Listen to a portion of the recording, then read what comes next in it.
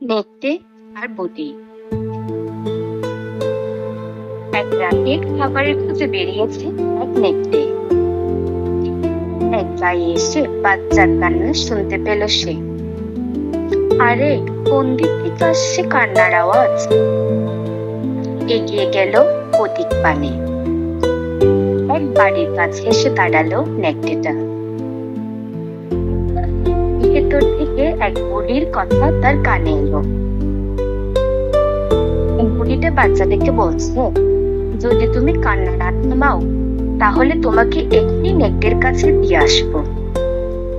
এ কথা শুনে নেকড়েটা আর কোথাও গেল না, ওত পেতে রইল সেখানে। মনে মনে ভাবতে লাগলো, একটু পরে বাচ্চাটাকে ফেলে দিয়ে যাবে বুড়ি, তখন মজা করে খাবো বাচ্চার কচি মাংস। বাচ্চাটা কিন্তু থামছে না, এদিকে কেঁদেই চলেছে। বুড়িটাও তাকে নানা রকম ভয়ভীতি দেখাচ্ছে কান্না থামানোর জন্য। আর নেকড়েটারও আশা যেন উজ্জ্বল হয়ে উঠছে ক্রমে। শিশুটা তার সবাই এই এসে পড়লো বলে, কিন্তু হঠাৎ বুড়ির সুর গেল পাল্টে, কর্কশ গলা হয়ে গেল নরম।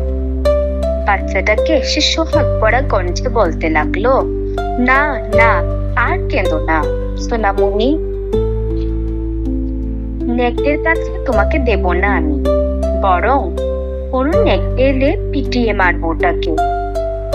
নেকড়ের ভুল ভাঙলো এতক্ষণে।